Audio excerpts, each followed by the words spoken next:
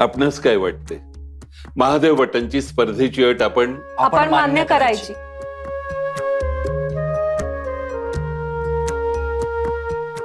काका, स्पर्धा करण्यात भय ते कोणतं? मुक्ती अगं, पण स्पर्धा करायचीच कशासाठी? आपल्या बाबांच्या हस्ताक्षरातल्या गीतेसाठी. सोपाना, मुक्ती, गीता आपल्यासाठी केवळ ग्रंथ नाही तर ते दैवत आहे. आणि जिथे श्रद्धा असते तिथे स्पर्धा नसते. ज्ञानादादा, पण आपण ह्याला स्पर्धा म्हणून पाहायचंच कशाला? ही आपल्यासाठी एक संधी आहे.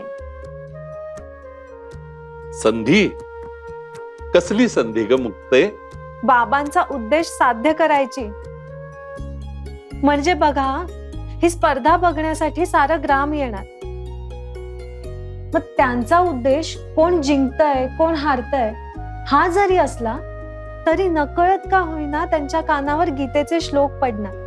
त्यांना त्याची ओढ निर्माण होणार आणि ते त्याचा अर्थ शोधायचा प्रयत्न करणार.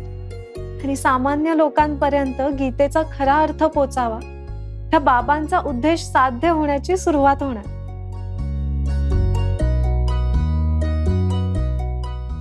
मुक्ते, आधी नुसता हट्ट करायचीस आणि आता तो हट्ट पटवूनही द्यायला लागलीस. मग आता मोठी झाले ना. पण गुरुदादा, ज्ञानादादा, तुम्हाला पटतंय ना माझं म्हणणं?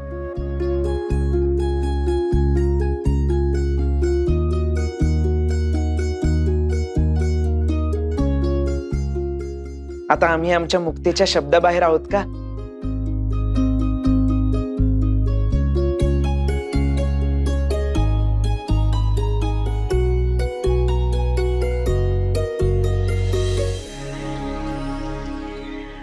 आपल्या गावात हे असं काही पहिल्यांदाच घडतंय.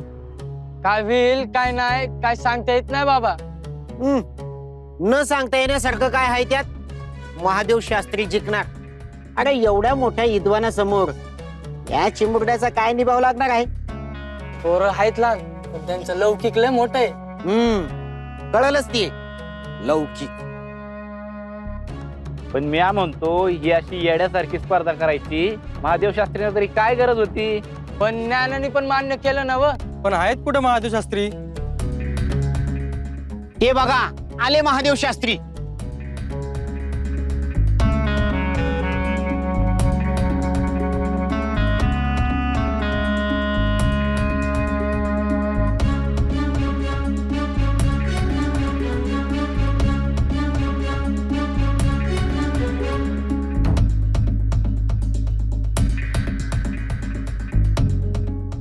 आज या आपल्या गावात न भूतो न भविष्यती असं काही घडणार आहे.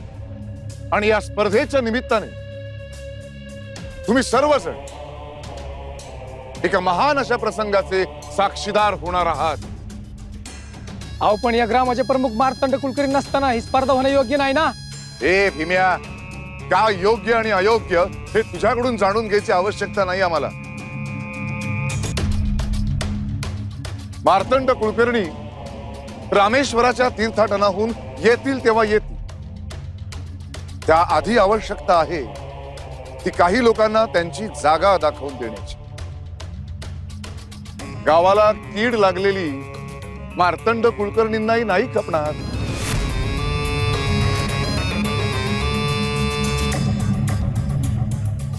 आणि ही नुसती स्पर्धा नाहीये, ही तुम्हा सगळ्यांसाठी शिकवण असेल.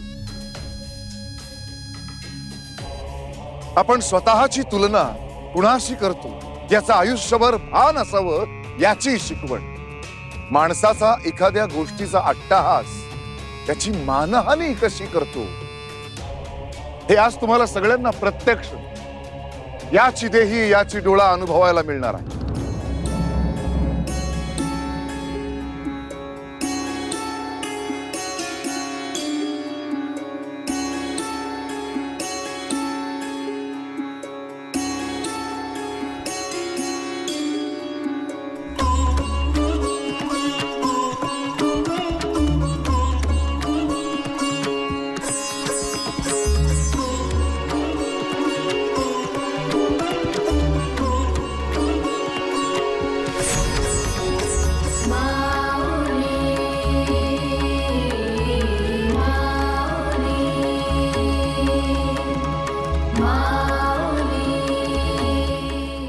डोळे दिपून जातील असं तेज आहे या मुलाचं. सोंग आहेत सोंग. परिस्थिती हाताबाहेर जाते म्हटल्यावर माणूस नेहमीच परमेश्वराला शरण जातो. आता आपल्याला कुठलाही श्लोक आठवत नाहीये हे लक्षात आलं याच्या, म्हणून ही सोंग सुरू केली. नमस्कार करतोय तुमचा आधार आणि तुमची सहानुभूती मिळवण्यासाठी. नंतर याचं कसलं आलंय तेज आणि कसलं काय.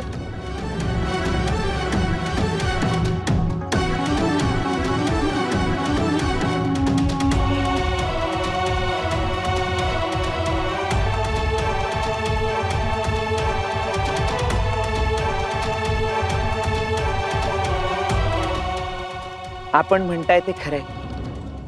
तेज आहे ते त्या सूर्यनारायणाचं, त्या भगवंताचं. त्याची दृष्टी आपल्यावर पडावी आणि त्याचं तेज आपल्याला मिळावं हे आपलं भाग्यच.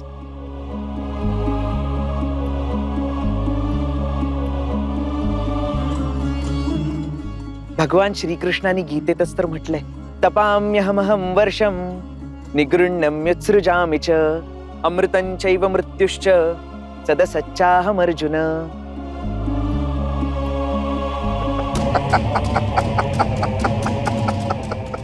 अरे ज्ञाना, आज असं हे गोड गोड बोलून पाठ केलेलेच श्लोक कुणी म्हणेल रे. स्पर्धेला खरा प्रारंभ आता होईल आणि मग माझी खरी विद्वत्ता आणि तुझं खरं ज्ञान या सगळ्यांना समजेल.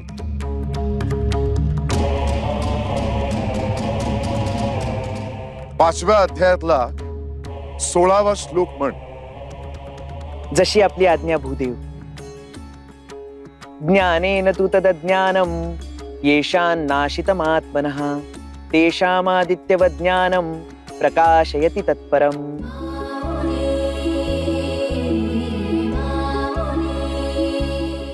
हे भूदेव, आपण 17व्या अध्यायातील 10वा श्लोक म्हणावा.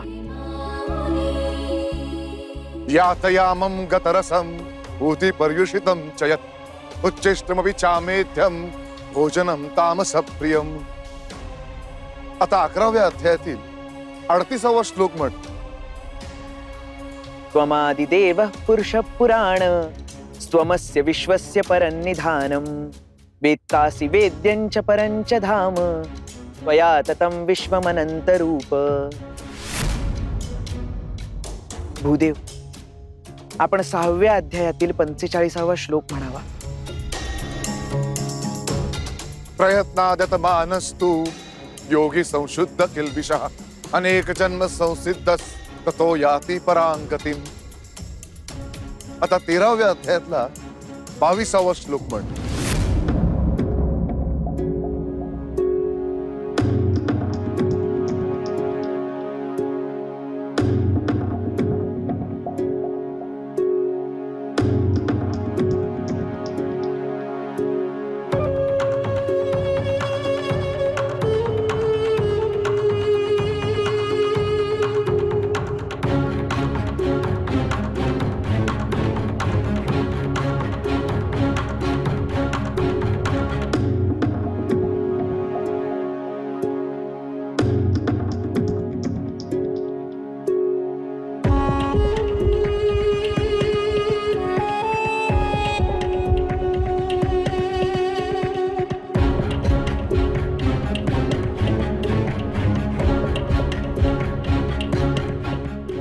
गुरुदादा,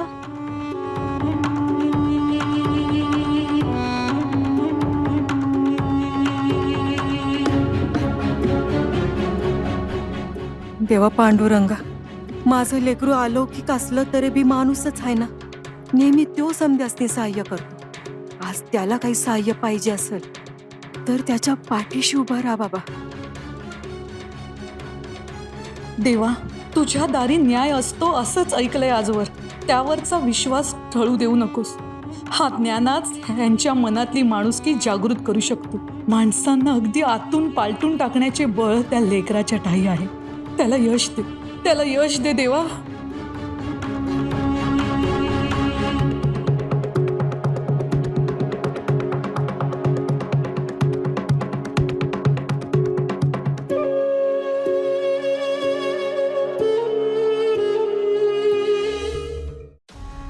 तर ग्रामस्थ हो, ही गीतेच्या श्लोकांची स्पर्धा आम्ही जिंकले. उपद्रष्टा अनुमंताच भर्ता भोक्ता महेश्वरः परमात्मेति चाप्युक्तो देहेस्मिन् पुरुषः परः.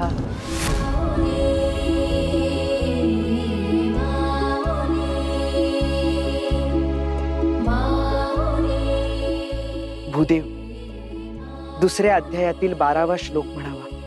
न त्वेवाहं जातुनासं न त्वं नेमे जनाधिपाः न चैव न भविष्याम सर्वे वयमतः परम्.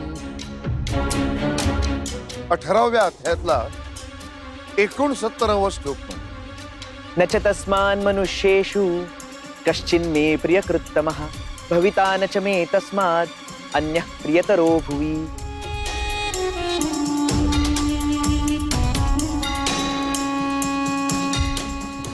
अरे अरे अरे अरे अरे अरे अरे ए, डोळे फुटलं का रे तुझं? दिसत नाही का कोण आहे ते? कोण आहे? कोण आहे? अरे मार्तंड कुलकर्णी आहे ते. अरे आपे गावच काय, आजूबाजूच्या 10 गावांचं कुलकर्णी पद आहे यांच्याकडे.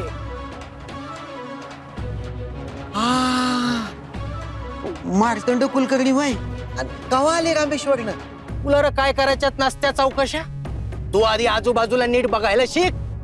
अरे एवढा गावच्या कुलकर्ण्यांना धक्का लागला तुझा. अरे क्षमा असावी. अरे पण हे काय रीत झाली का? असू दे, मुद्दाम का मारला त्याने धक्का? चुकून लागला. अरे गावातल्या गावकऱ्यांच्या चुका आम्ही पोटात नाही घेणार, नाही तर दुसरं कोण घेणार? पण हा प्रकार काय? महादेव भटांच्या पुढ्यात उभा ठाकलेला मुलगा कोण आहे? त्यो त्याचं नाव ज्ञान आहे. त्याच्या बाजूला उभी आहेत ना ती त्याची भावंड आहेत. आळंदीचे विठ्ठलपंत आणि रुक्मिणी त्यांची कार्टी आहेत ती. पैठणहून आपेगावासनी मुक्कामी आल्या. रेड्यामुखी येद वदवले असं सांगतात ना, त्यो ह्योच ज्ञाना. तवापासून लोक यांचं कौतुक करतात, पण आपल्याला काही पटत नाही बाबा.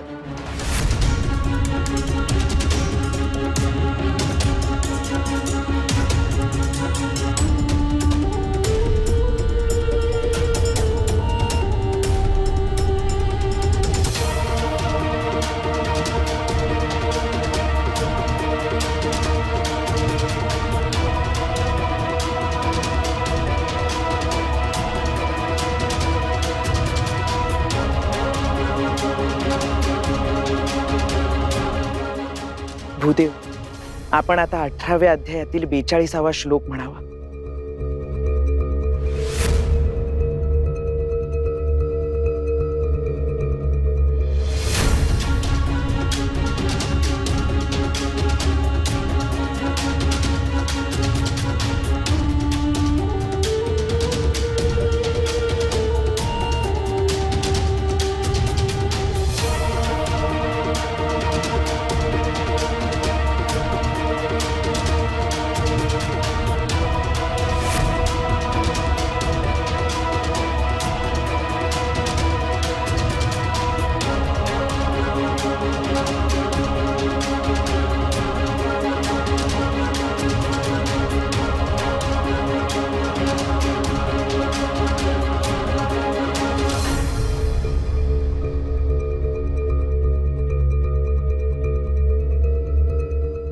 भूदेव, खरं तर आपल्यापैकी कोणी जिंकेल किंवा जिंकणार नाही यासाठी मुळी ही स्पर्धाच नाही. आपण दोघेही त्या भगवंताचं नामस्मरण करतोय. आपला अभ्यास माझ्याहून अधिक आहे. आपल्याला हरवणारा मी कोण? त्यामुळे आपण ही स्पर्धा इथेच थांबवूयात. स्पर्धा अशी अर्ध्यावरच सोडायची होती तर स्पर्धेसाठी होकार का दिला?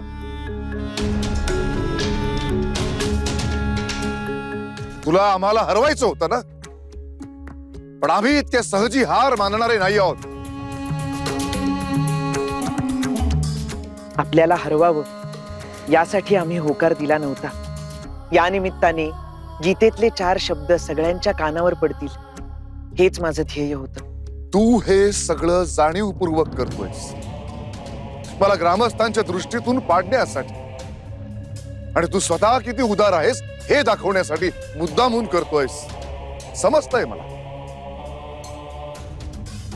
स्वतःच्या थोरवीचा उपयोग करून दुसऱ्यांची मानहानी करणारे खूप बघितलेत मी. तुझ्यासारखे तर कित्येक पाहिले. तेव्हा तुझं हे कपट मी यशस्वी होऊ देणार नाही, कदापिही नाही.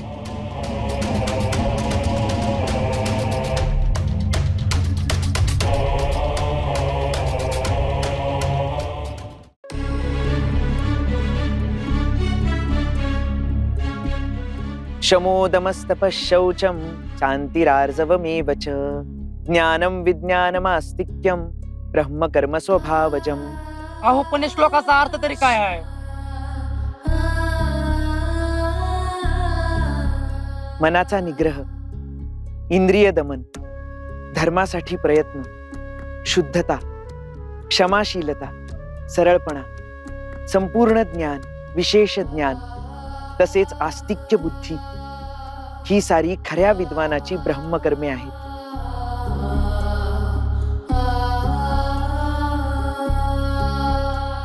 अहो हा तर एका श्लोकाचा अर्थ झाला. आतापर्यंत सांगितलं त्याचं काय? कळेल, साऱ्या श्लोकांचा अर्थ कळेल. ज्ञानदादा स्वतः गीता पठण करणार आहे आणि त्या श्लोकांचं निरूपण आहे.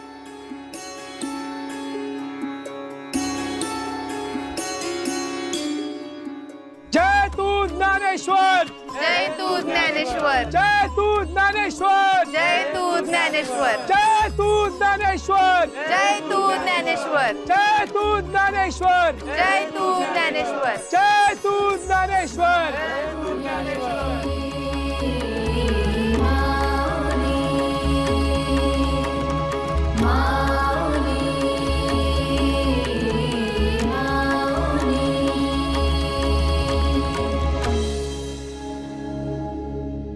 इतकं सारं होऊनही महादेव शास्त्रींनी गीता दिलीच नाही.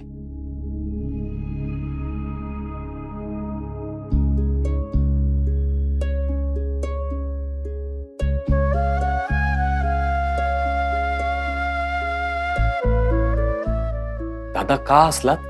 तुला सांगितलं तर तुला पटणार नाही. सांगून तर पहा, पटवून घेण्याचा यत्न करतो.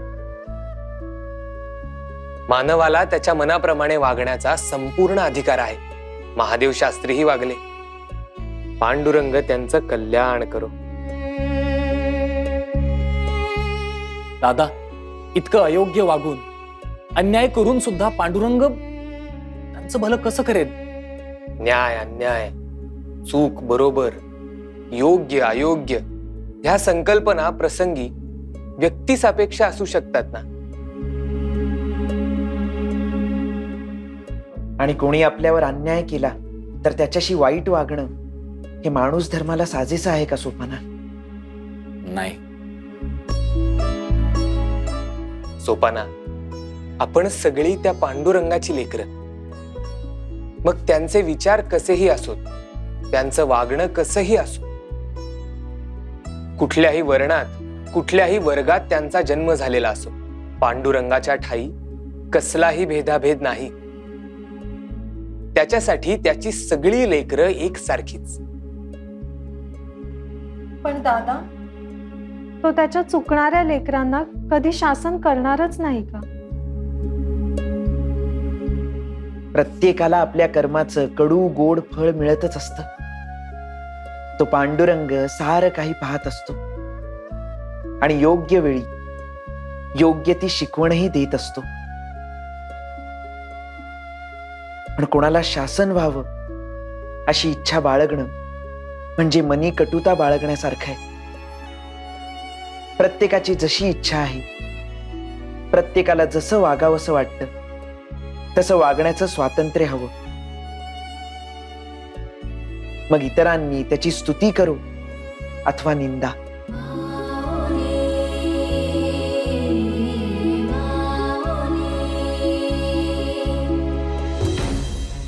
सारं ग्राम आपल्याला नावं ठेवते. मला ठाऊक आहे, मी साधं बोलते ते सुद्धा मी तुम्हाला शिकवते असं वाटतं. पण आता तर सारं ग्राम बोलते. त्याचं काय कराल? देवाने तोंड दिले तर उचकटणारच ना. अहो लोकांना जे दिसतं तेच ते बोलतात ना. लोकांना जे बोलायचंय ते बोलू द्या. अहो असं कसं बोलू दे. तुम्हाला ठाऊक तरी आहे का लोक काय बोलतात ते. महादेव भट दिलेला शब्द पाळत नाही असं सारखे टोमणा मारतात. तुम्ही हरलात म्हणून. हे कोण हरलं? मी? या महादेव भटाला हरवणं इतकं सोपं नाही. संपूर्ण आपे गावात माझ्या इतका विद्वान दुसरा कुणीच नाही आणि होणारही नाही.